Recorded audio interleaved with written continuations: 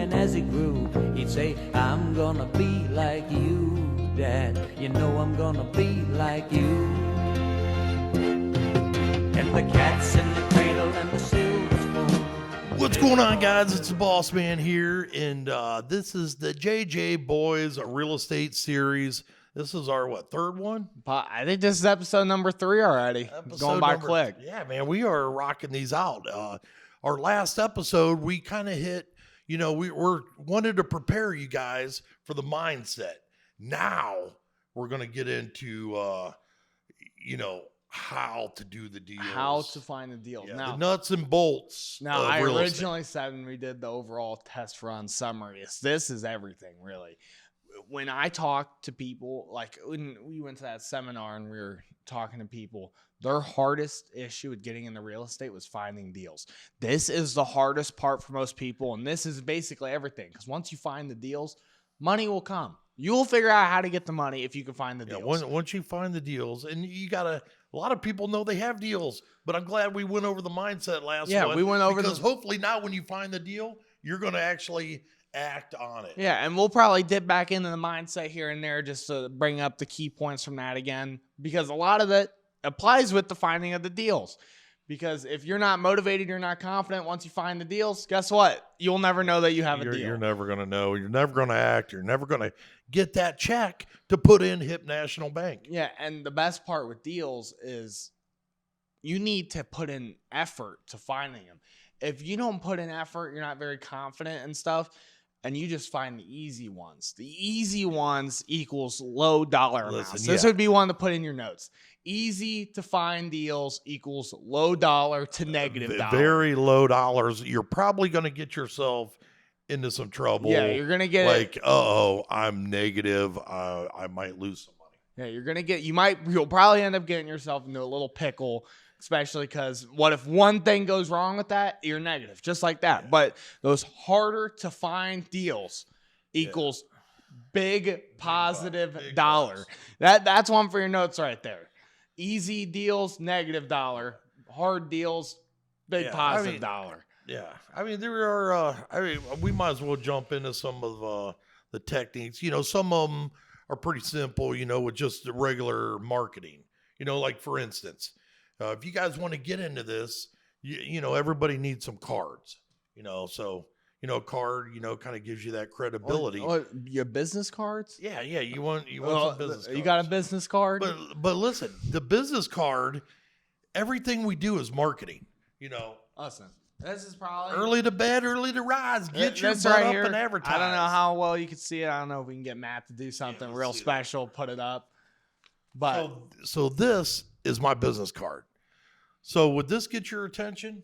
Listen, you just slide one over. Oh man, it's $100 bill. Wow! But then you open it up, and I mean, Bossman we trust. Listen, Bossman we trust, and guess what? Bossman does real estate. Yep. He buys houses. So if you have a house to sell, you better call up this guy. Look at this. He's got $100 bill here. But it's, my business card. And you can never have enough business cards either. You need to have your problem needs to be that you don't have enough business cards. Yeah. Every day I try to put at least 20 of them in my pocket. And by the time I get back in, they should be gone. Yes. And it's stuff like this. This kind of goes back to the mindset thing. I said we dip into it a couple times. Confidence. If you aren't confident, you're kind of scared. You're socially awkward. You're not going to be willing to do that. But, hey, it's the boss man here. Everyone wants to talk to me, I don't know how all these people know me and have my number. Maybe it's because I give my $100 business card to everybody. It's that needs to be what you need to do. Anywhere you go. Yeah, your business card needs to be there. Like, every time I go to breakfast, guess what? Guess what's along with my tip is my business card. When I'm sitting down, I actually still write out checks and mail bills. I guess I'm like in the rarity now, but guess what? I put a business card in every one of my things I mail out. Who knows? Somebody that's opening it up might have a house. And if you have a good business card, like we buy houses and stuff like that. Well, so what are like the big catch terms for the real estate investors? What do they say? Well, pretty much. I mean, I'm sure all you guys have seen it out there. We buy houses, we buy ugly houses, we buy pretty houses, we buy crack houses, we buy. And it's always they always like to throw the word cash. Cash is always cash. We buy houses cash. Yeah, and so you have a card that says like one of those flash terms like that, and you have your number down. You're throwing it anywhere. You might be like, well, why would I put my business card down if I'm at a restaurant? See, and it's just like, you'd be shocked because you'll have all these people calling you and they'll be like, oh, we got a potential lead for you to go. And then just like that, you have a potential deal. And I'm not saying all those are deals because a lot of them aren't deals, because then you're relying on other people to know what a deal is. No, you have to be able to know what a deal is. And so, but you'll get so many more phone calls than what you'll ever really think of. And that's the easiest way, I hopefully everyone doesn't copy my $100 bill one, but before those I had the brightest colored card. It was a orange card, and you could put it up on any of those boards anywhere, and that card would stand out more than anything. If you have a card that stands out, catches the eye, is unique, you need to have a card that gets people to want to read it. They want to look at it. Yeah, they want to look at it, and then they want to, if they do have a house for sale or know somebody. Because let's say they have 10 real estate investors cards. If yours is the coolest card, guess what? They might have, I guarantee it, they'll end up calling you first. Yeah. And that's a huge part of it. But the business card, really, if you think about it, it's one of the most low effort things you can do. Yeah, all the cost is. So this is also another huge cost of real estate is your marketing. This is everything for the most part we'll talk about will be under your marketing costs for the people write out their budgets and do their math like that. This is all going to be under really marketing. And this is real easy because really it's low effort on your part. Anywhere you go, you just throw out a business card. You just want to give it to everybody. Yeah, you just got to pay for it.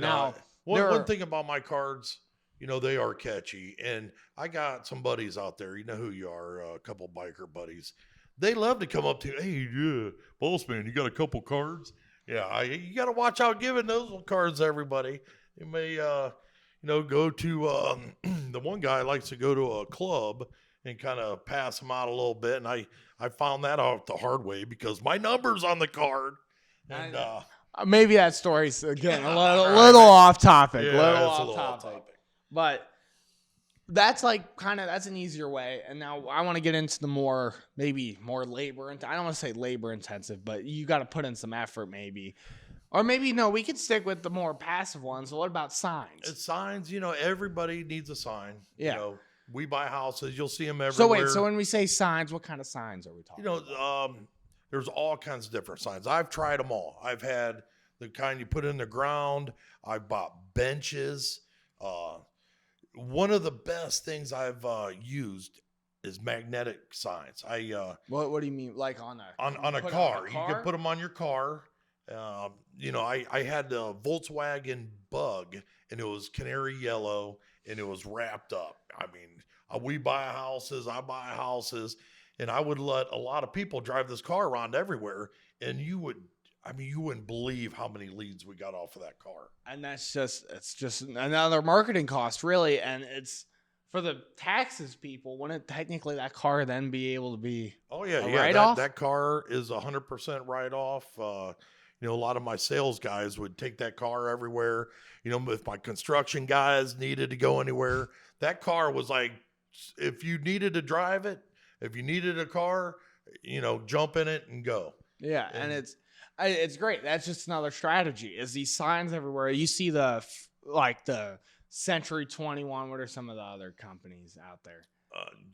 Berkshire Hathaway. I mean, there's a lot. Yeah, you see, they put the for sale signs out in front of a house. We'll put a sign out in the middle of the, right on one of the main streets. Be like, we buy houses. Call this number. Yeah, it's really the same concept as that, just a little different. Trying to generate action to call. And that's a potential lead. And people might be like, they might not mind the houses, but then with the car stuff, this is another mindset drawback here. Is people, if you're not confident, or maybe you're not fully, you're like, oh, I'm not very good at what I do, so I don't want to market what I do to everyone because it's just socially awkward. You don't like that confrontation. you won't be able to do it. If you're willing to put marketing stuff on your car and drive it around, guess what? You don't. Huge. You are at the perfect mindset What where I've noticed nowadays, everybody has these cell phones. A lot of times they're like, "Hey, I'm right beside you." I'm like, Yeah, "Hey, it's hey, well, funny. look at that. You have a house for sale?" "Yeah, I do." You roll out the window, talk to them personally, and then once you get face to face, that's what you want. You want to just be able to get face to face with somebody that has a potential deal. And That's it. I think we'll talk a little later in this episode about being able to talk to people face to face, because that's another huge part, being able to communicate with people, getting people to be able to like you. But I want to go over a couple more of the marketing strategies to find these harder deals, because you don't want to find the easy deals. We already said that. You want to find the hard You deals. want to find the hard So ones. this is how you have to find the hard deals. So what are maybe some of the more difficult ways of doing it? Well, I thought I can think of one. Go around. What about knock on people's doors? Yeah. Well, yeah. Go door knocking. That is okay. This kind of brings us into two things. Okay. Like everybody, you could get that foreclosure list and you're going to send them the postcard, send them, whatever you're going to send them. And guess what? We get that same list and we actually go knock on their door and they invite us in. And I'm sitting there at their table and I'm looking down at their table and all of these people's letters or cards that you sent them is sitting on their table and they just haven't called nobody, but I'm sitting there writing up the deal. So it is very, very important to actually, be able to sit down with the people. If you could do that, that's you're ahead of the game. And now we're not saying like postcards, letters, and stuff like that aren't good. It is really good to do some of that. Like you talked about before, I remember you telling me about you send this one old guy like a Christmas card or something, or like some kind of special themed card every year, just in case he ever changes his mind about selling you his house or whatever, because it'll be a good deal if you get it. But he's not motivated yet. He's not a motivated seller, so we don't really want to deal with him. And that's another big thing. You got to find the motivated sellers, the divorced people, no equity. You got to find the people the motivated want sellers, to get out now. And you gotta, so you don't waste your time a lot. And you gotta, this will be probably in another episode, screening these prospects that come in. So right now we're focusing on getting that phone ringing.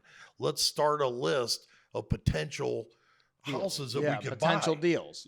That's it. We just want to list. Hey, guess what? If you got a list of 20 off of, say, in your first 3 days of marketing and you don't find a deal, what do you think, what do you think your next step would be? I don't know, what would be your next step? Probably to go get another list of 20 properties, because you're going to find a deal. It's a numbers game. It's a numbers game, and it's once again, I'm going to say it, dipping back into the mindset. Let's say you don't find a deal on the first 20, or the next 20, or the next 20. You keep at it, you're going to find one. And then once you see that check at the end, it's all going to be worth it. You cannot get discouraged from not being able to find deals, because it's a very hard part. And that's why we're trying to give you can't door knock on every house, but you could send definitely a postcard to every house. Door knock on as many as possible. You could put signs all over your car, wrap it. You can put signs right out on the outskirts of Canton Road. Everyone's going to see it then. It's just the willingness to do a lot of these things that we're giving you guys plenty of examples. We hope you're taking these in and you're going to be able to maybe apply them for some of the stuff that you want to do going forward. So we're giving you kind of the examples. Yes. And you just got to get the phone ringing. Yeah. I mean, I started off, when I started off, I was like, man, all right, I probably had $100 marketing budget, and then I went to $500.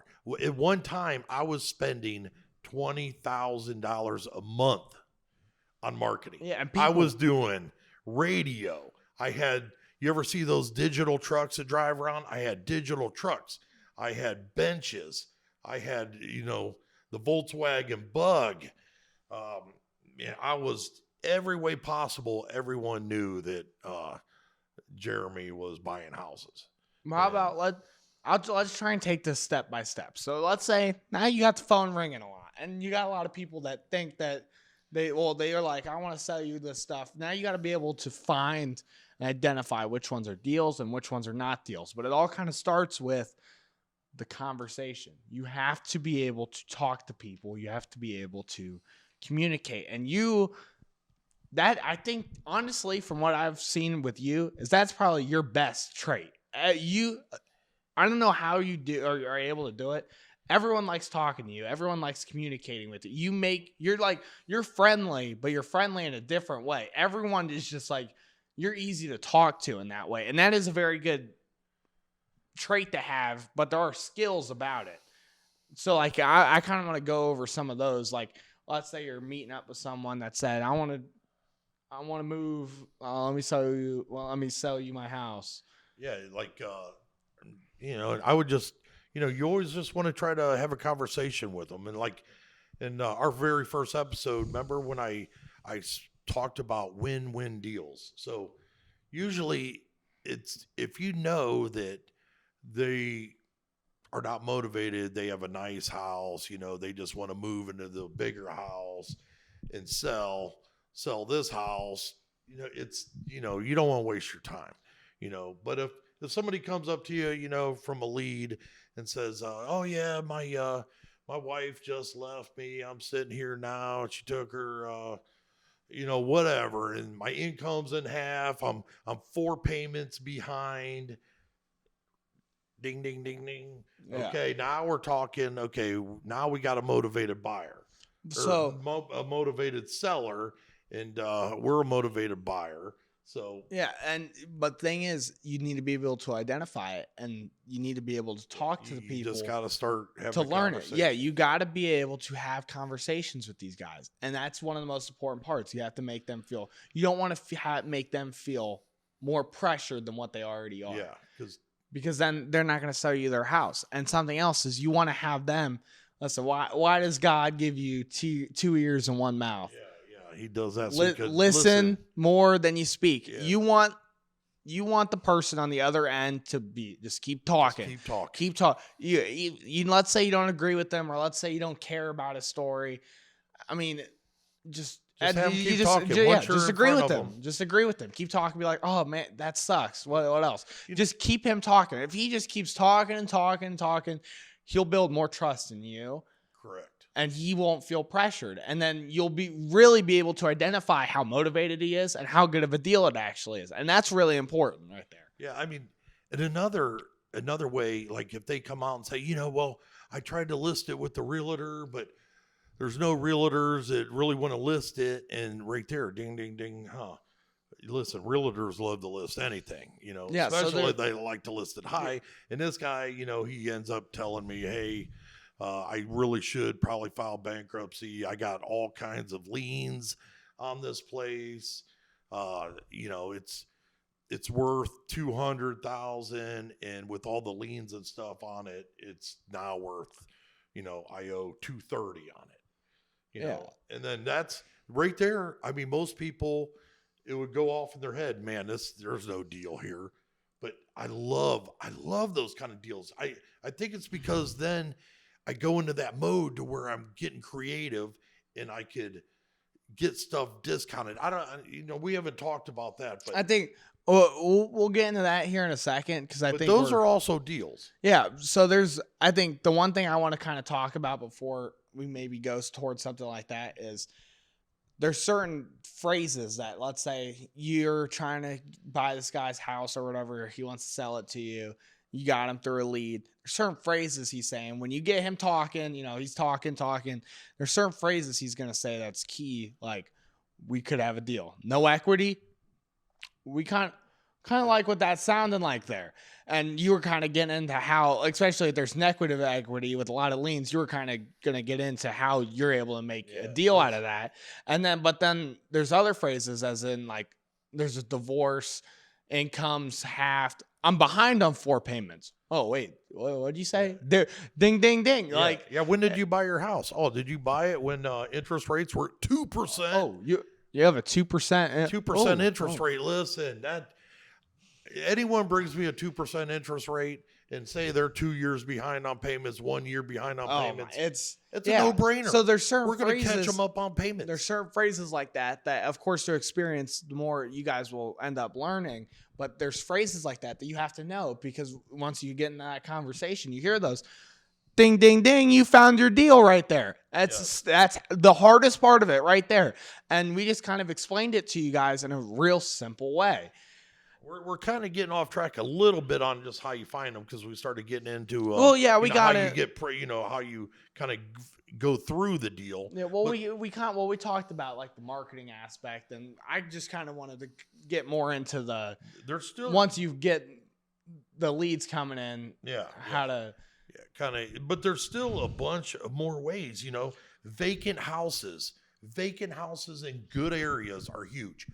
I have one of my really good buddies, Mr. John Brigell. I don't know if you're watching, but he's a mailman, and he's out in the Silver Lake area. I love this guy. I've known him since college at Lone Star fraternity days, and he's a walk-in mailman.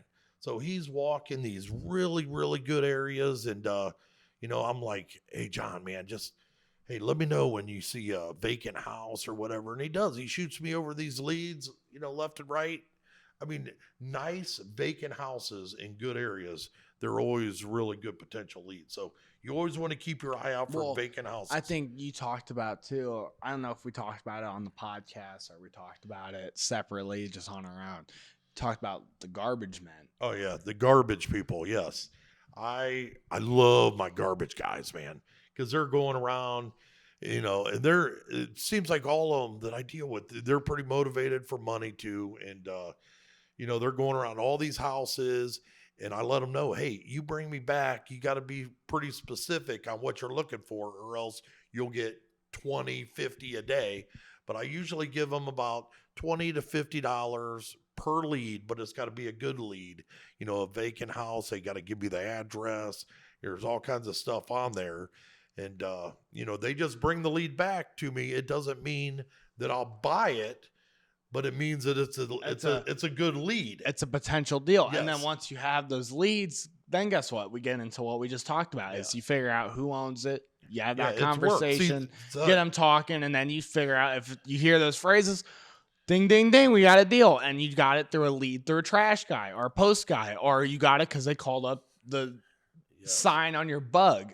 So now we're going back to, if it's a hard lead, it's probably more money. So I would consider something like that, if that's a harder property to find because there's so much work. So you get a vacant house from one of your work, all that, people call them all different names, bird dogs out there looking for deals, so they bring you back that deal. And then you got to, it's a harder deal. You got to find the owner. You got to, you got to find their phone number. It's a little easier now with Facebook and stuff. A lot of times you could find the people, but, what are some good techniques if, let's say, you don't really know who the owner is? How would you go about finding that? Well, a lot of times I will go and ask neighbors. A lot of times the neighbors, they love to tell you everything. Like the other day when you were at school, remember that one deal I told you I had to go look at? And I said, no. The neighbors were telling you. I said, the place needs bulldozed. The people have been squatting in there for like 4 years.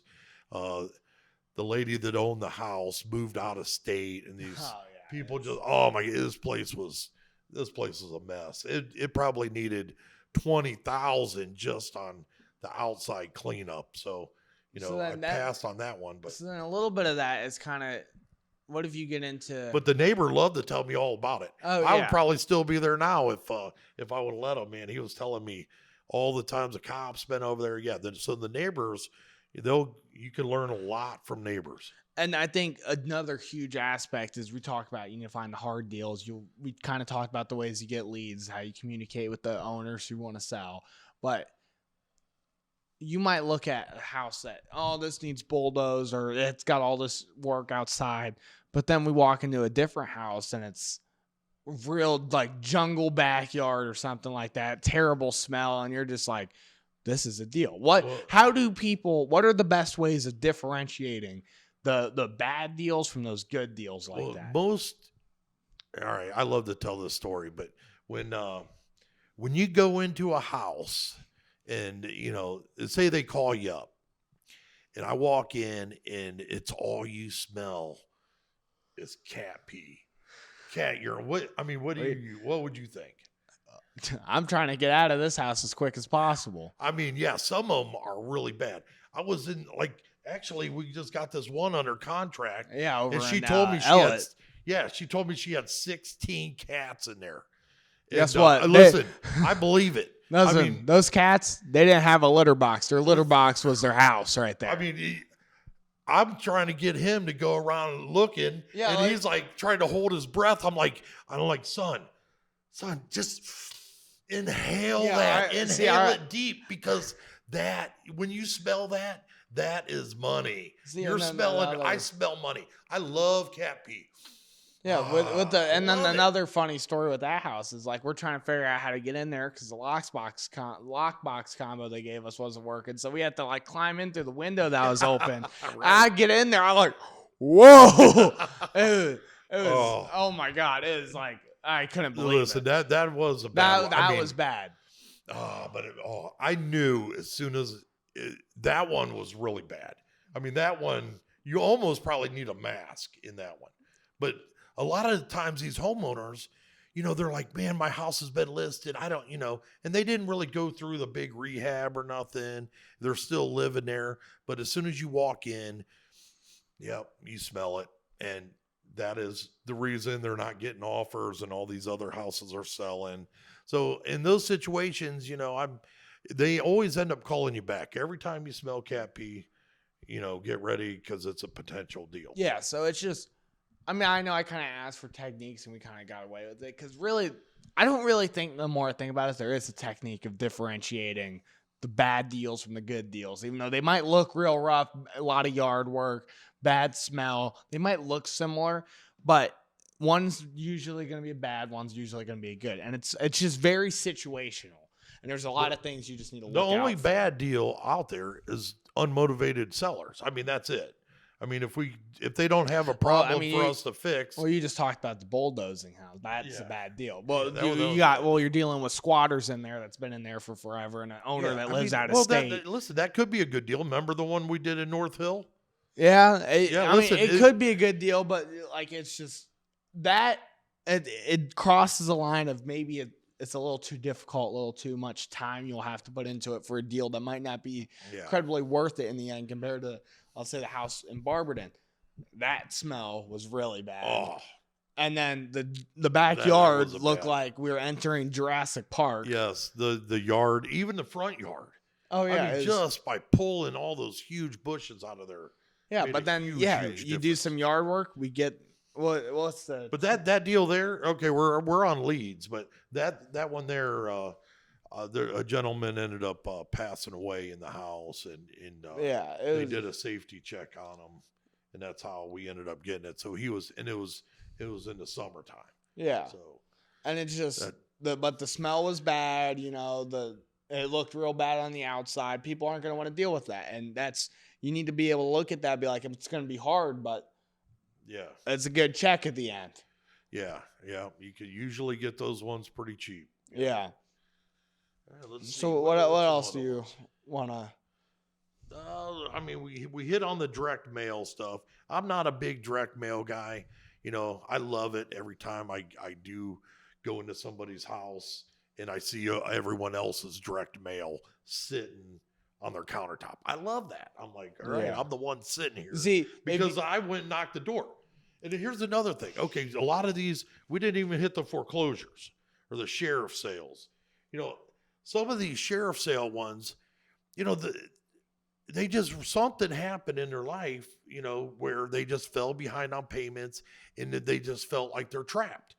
A lot of people are scared to go knock those doors. The sheriff sale, when you go to the sheriff sale, or now it's all online, they tell you cannot get in the house. I'm going to the house. If somebody is living there, I'm knocking on the door and I'm going to talk to the people. You know how many times I sold the house back to the people that are still living there and I don't have to do nothing? They felt like they were buried. They had no way out, so they quit paying. And it's usually those scenarios are, kind of, a divorce deal or something, they got downsized in their job. Yeah, it gets back to the simple qualities of the motivated seller that we kind of already talked about. But, like, we could talk about like the sheriff's sale. What, for people that don't know what that is, what is Well, that? the sheriff's sale, they have it usually every Friday in Summit County. The Stark County was usually on Mondays, but you go down to the sheriff, you go down to the courthouse, and they had a sale, people that was behind on their payments and they're getting foreclosed on. So that is a foreclosure. There's pre-foreclosures and there's foreclosures, but down there, so now they do it all online. I was on there the other day and I got all registered, and they give you the list. They let you know that you can't get in any of these houses. You're bidding on them sight unseen, and so those could be really, really good houses. I've bought many, many, many houses at a sheriff's sale. Yeah, and a lot of times if the people are there, they had something that happened and they want to stay there. A lot of times they want to stay there, or, they want to get the heck out of there. So, I'll give them a few grand or whatever to help them move, and they leave the place, pretty decent. We have that's a win-win situation. yeah, but it's another way to find leads. Then let's say you take that lead, then you go door knock, then you have that conversation, or you hear those key catchphrases, the ding, ding, ding. It's not too bad of a deal. It's going to be worth the time to get a good check, and ding, ding, ding, you got a check. You figured it out. Well, I bought some other ones from builders. If you guys know any builders out there, that could be good leads. Builders? Yeah, builders, sometimes, something will happen. They'll get stuck with some houses, or, I bought many of them from builders and I completed the job. Let's see. I made a list here. Like I said, the door hangers, you should always have door hangers on you. Because if you go and you're out there looking at those pre-foreclosures or foreclosures, and you go knock the door and nobody does answer, just put a door hanger on there. Door hangers are good. The radio, I think radio is I've done it many times in the past. I don't think radio's I'm getting away from it totally. Well, think about most people in their car now. They got like a smart car. That's definitely not what you'd call it. But you have a car where you just plug your phone in or you Bluetooth it, then you just listen to Spotify or something, Apple Music off your car. A lot of people aren't even listening to the radio now. The radio, I think, is something for marketing I'd get away from. I mean, we listen every morning going to school. We actually do. We still listen to. Yeah, we listen to. If he's out there, we listen to Stansberry. The Stansberry show, Rock 106. Yeah, he's kind of raised on Stansberry, so. Yeah, I've been listening to that for probably longer than what. So shout out to Dan Stansberry and Matt Fantone. Yeah, that when Fantone was on it. Yeah. I mean, we went over a bunch of different techniques and different ways where you could just generate a call. That's all you want to do with marketing. Just as simple as this card here. It's all it's supposed to do is just generate a call, just stimulate a call. That's it. Just see if there's a deal. So let's see. Let me think. What's everything we went over? We went over the how to get the leads, how to talk to the people, and then basically how to close on the deals. But the deals, we keep using that term kind of broadly. On these upcoming episodes of the podcast, we'll really start to get in depth about the different deals you can do. Yeah. And then that will also, we related back to mindset a lot. And now on the next episodes, when we talk about the deals, we'll relate back to this episode, because when you're talking those catchphrases, you'll be like, low mortgage rate, this could be a land contract, or low mortgage rate, no equity, land contract potential. Yeah. You're talking about assignments and liens. You got all these liens on your property, negative equity. Well, we could do this. We'll get more in depth on the specific things you could do with the deals, and we'll reference back to this one because it's all about that conversation. It's all about getting them to talk more than what you're talking. So we're definitely going in the right, steps. We hit the general overall, we hit mindset. Now we're trying to get the phone to ring, and then it's just going to get more nuts and bolty, after this podcast, the ones in the future. I can't wait to get in. I love when we're talking about Yeah, those leads. I love the leads. I love just talking about real estate in general. I Like this is fun for us to do Yeah. compared to some of the other stuff we got to do. I would love to get maybe some people out there, they've done some real estate deals. I know I've talked to a couple people this week, that watch the podcast and they've done a lot. They've watched a lot. They've went to a couple seminars. They still never really took that plunge like we were talking about in doing the deal. I almost want to put on a little game for the people that are serious about this. The people that are serious about this, watching the podcast to learn, and they actually want to either get into real estate for their retirement or because they don't want a job or they're real young and they want to get into it early. Listen, I want to see the coolest, newest marketing strategies out there. If you guys got a way of marketing that is so out there and so unique, I want them to send it to us. I want to see what you guys can think of for marketing, because there's a lot of the strategies we're talking about. They're old time. They've been around for a while. Wrapping your car, that's been around for a long time. There's probably some new stuff out there where we don't really know about yet. And I'm not saying you give us those ideas. I just want to see you guys apply the knowledge that we're teaching you and be able to do it. Because the marketing stuff, this is almost like, this is fun. To me, this is fun. The marketing. To figure out how to get the phone to ring. For instance, I haven't been able to find a girl yet to do it, but I always wanted to get a shirt made up, with the finger point that says my boyfriend buys houses. I thought that would be cool. And if you guys could come up with a cool idea like that, and I want to see, and it works for you, I want you to send it to us because I want to see it. I think that would be effective. I want to kind of shout you guys out almost, or they give you credit where it's due because you're applying some of this knowledge. Or let's say you're already a real estate investor. You just listening to stuff about real estate and you have some cool ideas you've already done. Send it to us. I want to see it because this stuff's real interesting to me. Yeah, it's definitely. Fun. Like I'm saying, we're learning every day, and we're just putting out there stuff that we've done. I've done in the past. It works, but I'm willing to take on all kinds of different information. All right.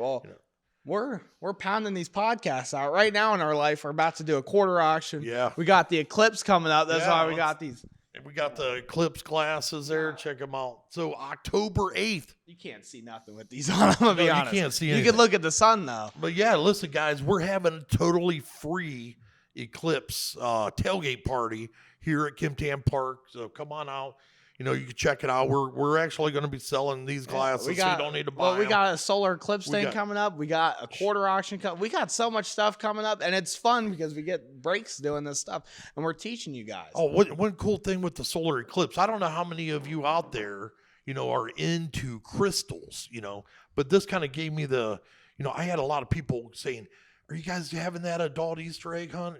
But I have probably 500 crystals like this that I actually found out of a house. Yeah. And, so we're going to another thing. Wait, that's another thing with finding deals. That's a completely different aspect. We find all kinds of weird stuff. But we are going to have at our October 8th solar eclipse tailgate party, we are going to have a crystal hunt. So we're going to place these crystals, in a certain area, and we're going to, whatever you find, you get to keep. I have no idea if they're worth anything or not. I see them for sale all the time, but we got some really big ones over there, small ones. But this is kind of a cool one. But I know now we're kind of getting away from the big education part, but I think it's cool to check in. We pumped one out last week. We've done 2 today. We'll probably do more next week. And you guys probably are all watching this at different times. And it's just, we got a lot of stuff going on and we make time for this and because we enjoy doing it and we want you guys to learn. And right now, I think we're getting to the point where we could probably about wrap this up, but we've taught you the mindset now. You take that mindset, and now we kind of told you different marketing strategies, the confidence that you got to have to find the deal. So now you got the mindset and you got the leads coming in. What's the next step? what kind of deal are you doing? And we're going to get into that on these next upcoming episodes. Yeah, there's a number of different There's deals. a lot of different deals. Definitely, we're probably, that's probably going to be 4 or 5 episodes, you know. Because there's so many. I know different... just the fix and flip is going to be probably 1 episode. We got wholesaling. We got get the deed. We have wraparound mortgages. Oh, yeah. There's all kinds of we stuff. got lease options. Yeah. And it's just, we'll start going over it next, but you got the mindset, you got the leads. We'll go over all that. And I think we're about over. So that's it. We'll see you guys next time on the JJ Boys podcast. Yeah. I'll see you. See you.